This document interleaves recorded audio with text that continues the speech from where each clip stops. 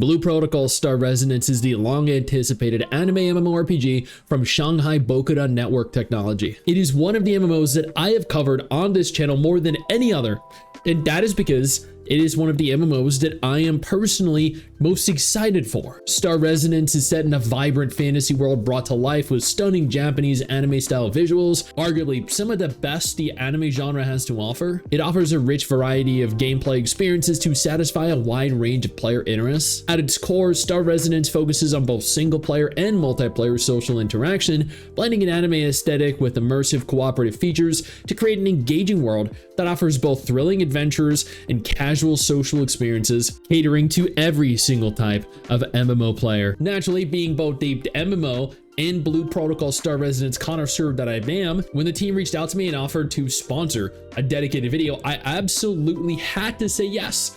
And I did. Now, if you're as excited for Star Resonance as I am, then I urge you to take a moment, go down into the description of the pinned comment below, click that link, and pre-register right now. Join in on what is going to be one of the most fun, engaging anime MMOs of 2025. You genuinely do not want to miss this. Now let's talk about the game. I will preface this by stating that this is still in active development, and as such, this does not represent the final product. Star Resonance takes place in an enormous, mostly open world. I say mostly because it's not a traditional open world MMO, and so that there exists a singular world and allows for seamless traversal without loading screens.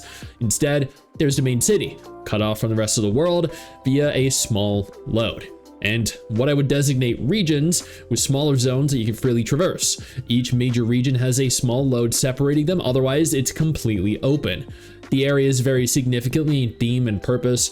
Every region looks and feels completely unique, from dense forests to open plains to mountainous spires. Every new region is thrilling to venture into, with new story, new things to explore, and most importantly, new enemies to murder. Every area features a variety of ways to traverse. You can climb, you can jump, you can fly utilizing the wind. When beginning the game, you're given the option of creating your very own character. MRSSSTIX and I went through a few different models over the course of our time spent in game, but she ultimately settled on Buns, the adorable machination that you see on screen right now.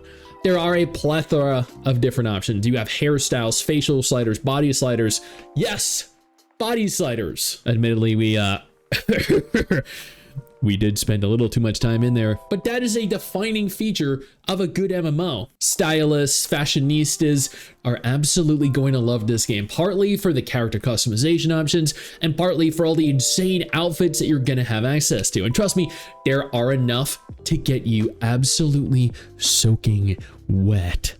Then you select your class. I opted for the Heavy Guardian because tanks are always in need, and honestly it meant that I would be able to not only clear content without issue, but also get instant dungeon queues. And also, you get to use that as a weapon. I have no idea what that actually is, but stabbing things with it is a lot of fun. Speaking of stabbing things, combat in this game feels great.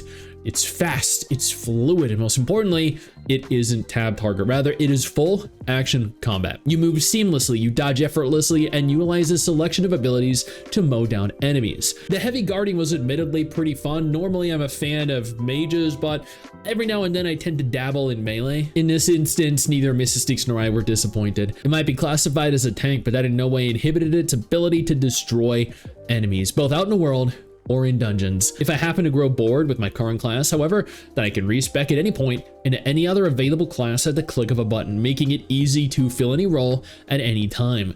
This alleviates monotony and reduces the tedious nature of re-rolling alternate accounts with other classes in the off chance that you're required to swap.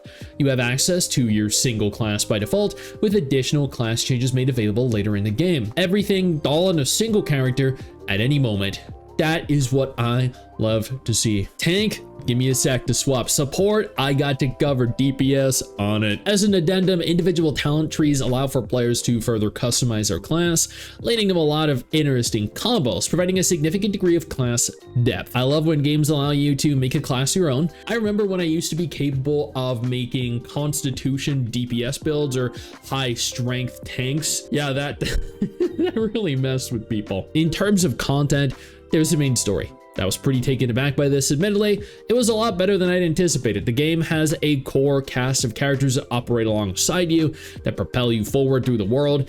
There are real villains, and we're not talking the generic kind found in a lot of other MMOs. Star Residence has legitimate bad guys that kind of compel you to learn more, that integrate themselves into the story and enthrall you in what's being told. The longer we played it, the better it got. I can name on one hand how many MMOs are available right now that have a narrative worth sitting through. And I'm glad that this is one that I can add to that list. There are dungeons. This is where more of the fun comes into play. MRSSTIX and I absolutely love running dungeons and raid content in MMOs. It's a challenge of not only your skill, but your ability to work with other players. Now, sometimes other people suck, and that genuinely cannot be helped, but it is also part of the thrill. Overcoming adversity, the odds, and emerging the victor. Star Residence's dungeons are a blast to play with multiple different difficulty levels: normal, difficult, and master. Every dungeon varies significantly in tone and setting, but the objective remains the same. Make your way through an intricately designed instance, surviving waves of enemies, traps, and other obstacles, and then engage a much more threatening and difficult boss. The Diamond Vaults are also doable, which is essentially a tower where you can advance to 60 floors either solo or co-op. After completing 4 floors, the final floor will be a boss fight and you'll achieve various different rewards. MRSSTIX only made it to level 10 before meeting a wall at level 60 with 3 others. How far do you think you'll be able to get? These fights are genuinely very impressive and are ridiculously fun to do. Working in tandem with other players to overcome something of this magnitude is genuinely something that I miss. There are also life skills that involve things like fishing, cooking, crafting, or in this instance, gathering. These are non-combat activities that allow players to engage with the game's world in a more relaxed and creative way. These skills enhance gameplay by providing resources, items, and customization options that complement combat and exploration. The materials you acquire are used to craft items like potions, equipment, or consumables that aid in combat or provide other benefits. Life skills offer a break from combat, letting players engage in relaxing activities that aid in adding depth to the MMORPG experience, allowing you to enjoy the game's vibrant world in a more relaxed, non-combat context. Star Residence has a unique housing system that allows players to claim and personalize their homesteads in the game's world of Ragnus. Players can acquire their own personal living spaces, which serve as customizable areas separate from the open world, acting as a private hub for you to relax and express your creativity. Unfortunately, we did not get very far when it came to the actual customization of the home, but it lets you decorate your space with various items, furniture, and cosmetics. This allows for even further customization, enabling you to create unique environments that reflect your style or preferences. It's integrated into the game's broader systems, complementing life skills like crafting and gathering, providing further non-combat activities for more casual players. As an additive, you can invite friends to your lot, showing off everything you've attained in your adventure thus far. There are a ton of mounts and outfits for you to obtain if you're a collector like myself. There's nothing quite like strutting around the town on either a rare mount or that difficult to obtain new outfit. Every MMO player knows that fashion is the true endgame, and both mounts and outfits allow for you to truly express your inner, well, you can customize your character's appearance, you can customize your outfit, you can customize your mount, you can customize your own home. You can truly live your dream life on Ragnus, which ultimately brings me to my conclusion. Blue Protocol Star Residence is an incredibly fun experience.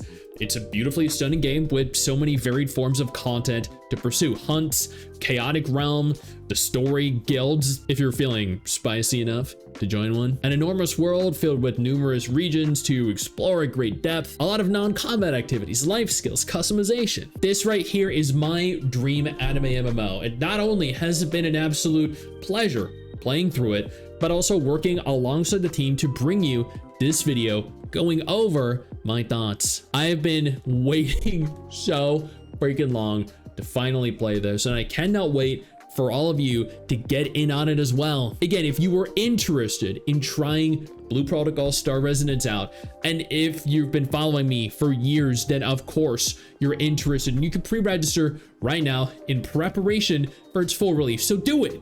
Click that link down below and do not miss out.